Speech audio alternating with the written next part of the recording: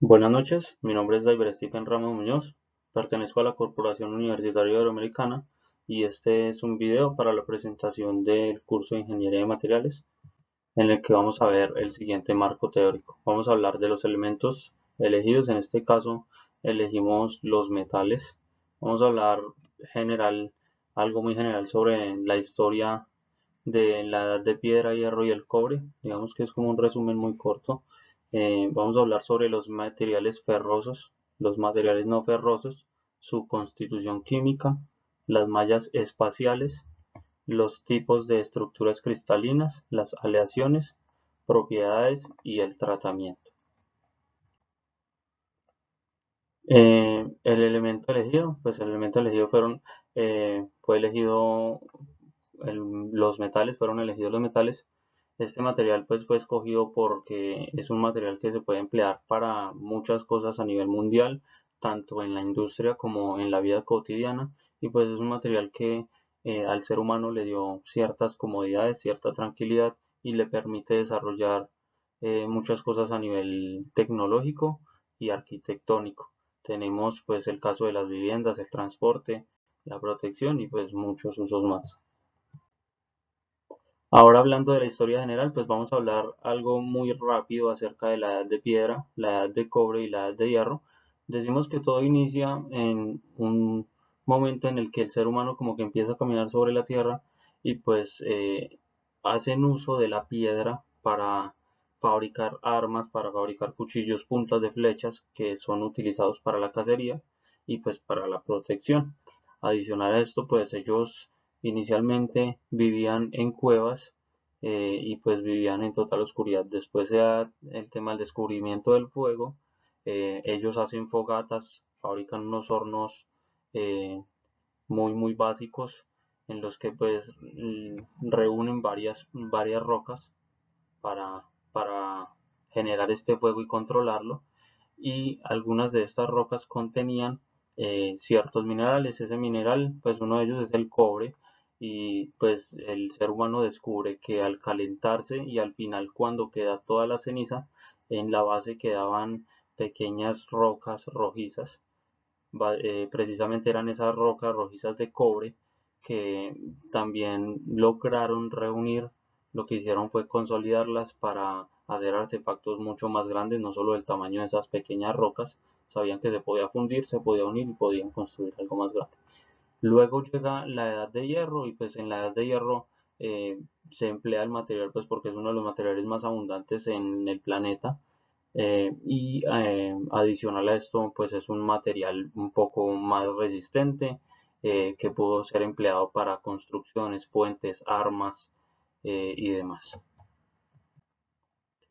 Listo, ahora pasamos a los materiales ferrosos, pues como su nombre lo indica, el componente principal es el hierro y dentro de sus características están esa resistencia que tienen a la tensión, la dureza y también hablamos de las aleaciones que se pueden lograr con el estaño y el carbono, la plata, platino, magnesio, el vanadio y el titanio.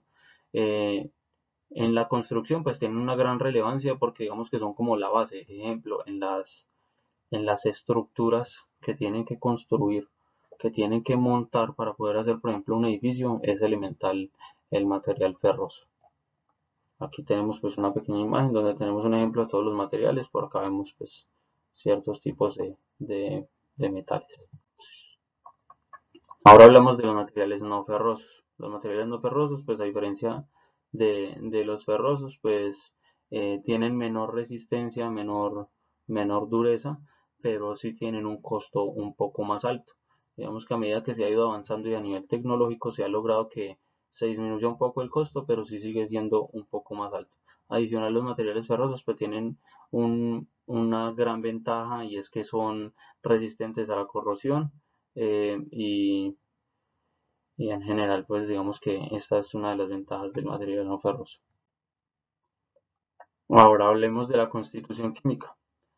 Es de gran importancia cuando hablamos de la constitución química de los materiales metálicos porque estamos hablando de los elementos compuestos químicos que forman los metales en los que se debe tener en cuenta la unión de los átomos de acuerdo con su tipo y valencias atómicas que representan a los metales. Ahora hablemos de las mallas especiales. Dentro de las mallas especiales, pues estamos hablando de esa forma en la que se crean las estructuras de los materiales.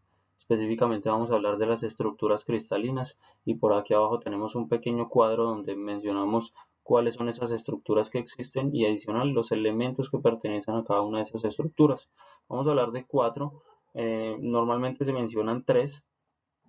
Aquí tenemos una incluida que es la cúbica primitiva, pero vamos a verlo ahora en la siguiente presentación, en la siguiente diapositiva, perdón. Tenemos estructuras hexagonales compactas, estructuras cúbicas compactas, estructuras centrada en el cuerpo y estructura cúbica primitiva. Y pues estos son unos de los elementos en los que se pueden encontrar esas estructuras. Ahora, entonces en los tipos de estructuras cristalinas tenemos la estructura cristalina BCC, que es la estructura cúbica centrada en el cuerpo. Cuando hablamos de una estructura centrada en el cuerpo, pues podemos observar lo siguiente. Podemos ver que los átomos están, eh, pues digamos que perfectamente ubicados y adicional a esto, dentro de esa estructura cúbica podemos lograr observar un átomo que se encuentra en el centro de ese cuerpo. A esto le llamamos una estructura BCC. Luego tenemos la estructura FCC, que significa cúbica centrada en las caras, y pues como su nombre lo indica es ver ese mismo cubo que teníamos al principio, pero ya no tenemos un átomo en el centro del cuerpo, sino que lo tenemos en el centro de cada una de esas caras de ese cubo. Los tenemos en cada uno de los extremos. Por eso observamos seis caras del cubo, pues entonces tenemos seis átomos que se encuentran en el centro de cada una de las caras. Y tenemos la estructura cristalina HCP, que es la hexagonal compacta, que pues como podemos observar a simple vista es un hexágono en el que también pues tenemos ciertos átomos centrados y tenemos unos en cada una de las puntas. Adicional también tenemos unos en el centro. Ahora hablemos de las aleaciones. Las aleaciones se logran por medio de la combinación de dos o más materiales en los que se modifica la estructura original de los mismos y que generan otro tipo de redes o de estructuras cristalinas. Existen en total 14 estructuras o pues digamos que tipos de o combinaciones de esas estructuras pues que permiten modificar esas propiedades o características de los elementos. eh, Dentro de las aleaciones, pues entonces nosotros denominamos como un soluto a los elementos de dicha aleación y el metal viene siendo denominado como el solvente. Hablemos de las propiedades, pues existen muchos tipos de propiedades en los metales y a continuación vamos a mencionar algunos o los más relevantes, por decirlo así. Tenemos como primero la resistencia a la rotura, que pues digamos que para conocer la resistencia a la rotura de un material podemos tomar una probeta o una pequeña parte de ese material, lo vamos a tomar de las puntas o de los extremos y lo que vamos a hacer es ejercer un proceso de estiramiento en el que pues digamos que previamente van a estar marcadas ciertos lugares o ciertas áreas de ese material para verificar hasta qué punto queremos llegar. Entonces lo que vamos a lograr es observar una deformación dentro del material y adicional me va a decir cuál es la resistencia y hasta qué punto podemos llegar antes de que este material se rompa. Tenemos la deformidad y pues en el proceso de la deformidad sí digamos que tenemos otras características importantes como lo son la elasticidad en la que pues el material llega hasta cierto punto y se puede recuperar. Vamos a hablar del ejemplo muy sencillo y es el tema de un resorte. Lo estiramos y llega a un punto donde él se mantiene, pero si lo soltamos va a volver a su forma original. Tenemos la plasticidad y a diferencia de la elasticidad, pues lo que logramos es que al deformar un material, este conserva esa forma final en la que nosotros hemos quedado. Tenemos la ductibilidad en la que pues el metal permite ser transformado en hilos, pero básicamente se puede definir como la capacidad que tiene el material para no romperse, es decir, es un poco más resistente. La fragilidad, pues digamos que lo contrario a la ductibilidad y pues básicamente es la facilidad que tiene ese material para deformarse o romperse.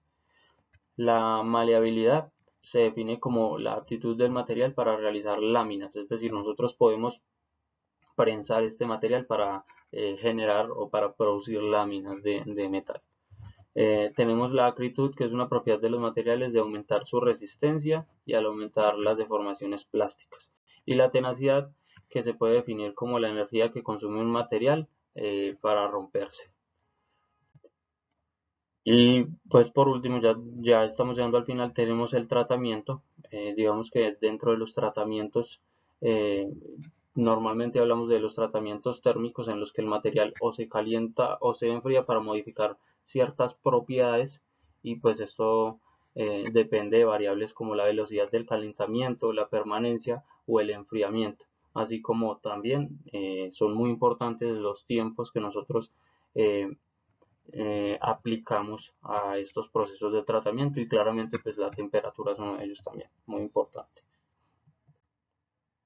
Dentro de los tratamientos nosotros vamos a encontrar el recocido, que es calentar a una temperatura deseada un material y luego dejarlo enfriar lentamente. A esto nos referimos con el recocido. Tenemos la normalización, que a diferencia del recocido es calentar ese material y lo que vamos a hacer es dejarlo enfriar lentamente pero sin viento y a temperatura ambiente. El temple, dentro del proceso de tratamiento, consiste en calentar un material.